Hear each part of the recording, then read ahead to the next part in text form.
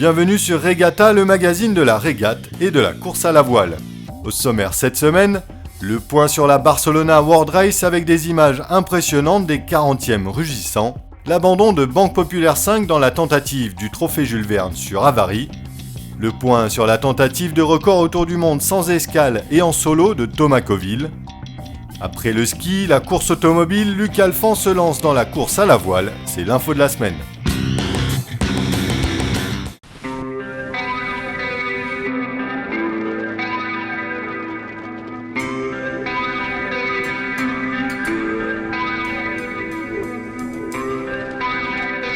L'info est officielle, Luc Alphand entame une reconversion en s'attaquant à la course au large. Il prendra le départ de la Transat Jacques Vabre 2011 aux côtés de Marc Tiercelin à bord de DCNS.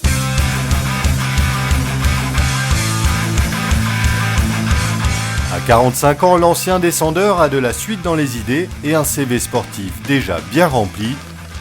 Quintuple champion du monde de ski, le montagnard de Serre Chevalier s'est ensuite reconverti dans la course automobile. Il a à son actif 11 rallyes Dakar, dont une victoire en 2006 et 10 participations aux 24 heures du Mans. Mais il y a un an et demi, un grave accident de moto avec écrasement de la moelle épinière lui interdit de continuer le sport auto. Il décide donc de se lancer un nouveau défi, la course au large. Luc Alphand devra apprendre vite car l'échéance est proche. En moins d'un an, il doit passer de statut de mousse à équipier de transat en double. Le challenge est de taille mais pas impossible.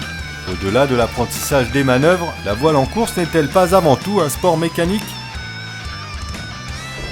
On a vu l'ancien perchiste Jean Galfionne tenter une reconversion en voile sans succès, mais on pourrait rapprocher le parcours de l'ancien skieur avec celui du skipper Philippe Monet qui a tenté et réussi avec brio une seconde vie dans le sport auto. Après une brillante carrière de skipper, Philippe Monet remporte 2 rallyes Dakar en 92 et 99, puis devient champion du monde des rallyes en 99 en tant que copilote de Jean-Louis Schlesser. Souhaitons bon vent à Luc Alphand pour ce projet un peu fou, et sans nul doute que ses qualités de copilote, son tempérament de compétiteur et son sens de la glisse pourraient faire de lui un grand marin dans quelques années. Ouais, tu vas voir, 2 jours de monte arrière, t'es à Brest.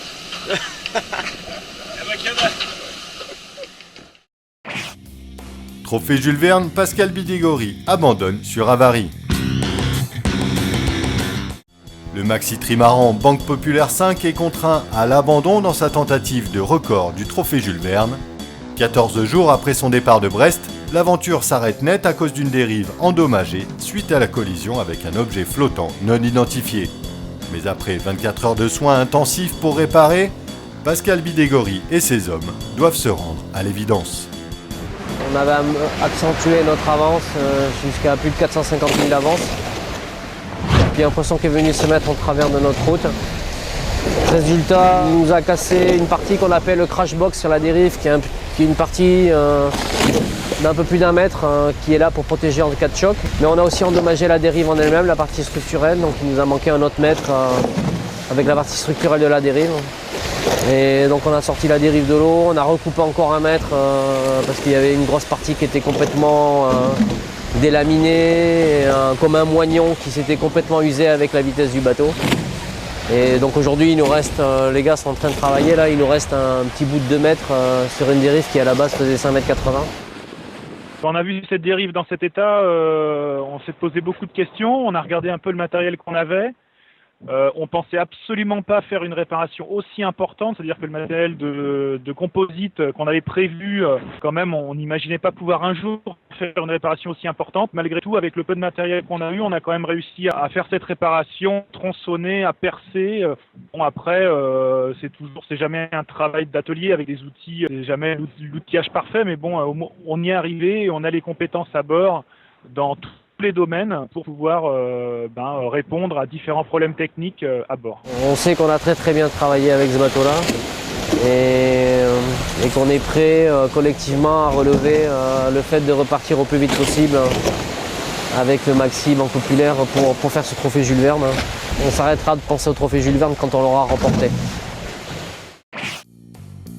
Sur la Barcelona World Race, la flotte navigue dans les fameux 40e rugissants et apparemment, ils ont tenu toutes leurs promesses.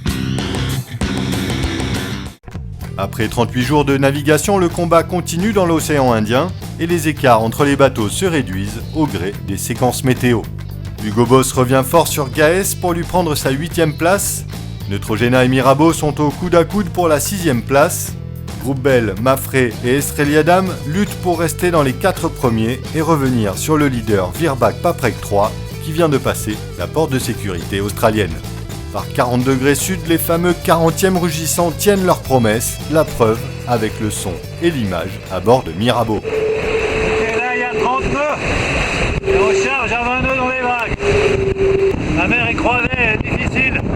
On vient de prendre un riz pour soulager un peu le bateau, soulager l'étrave. On fait des surfs à plus de 20 nœuds avec des plantés dans les vagues là. On le voit au sillage, ça galope.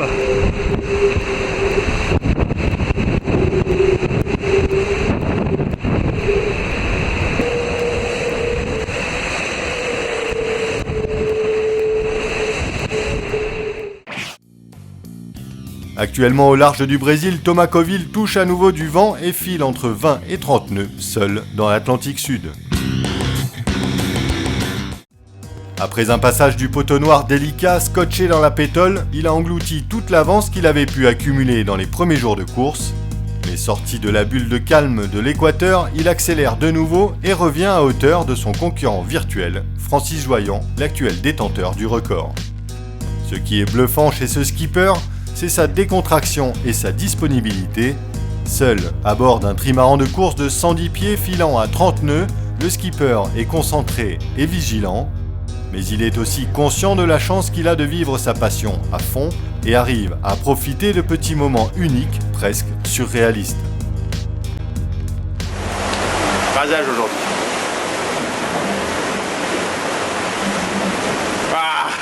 Oui. Vous avez cru que j'allais le faire à la Crocodile Dundee. Non, c'est pas Crocodile Dundee. Hein. C'est la perfection au masculin. Là. Pour la finition.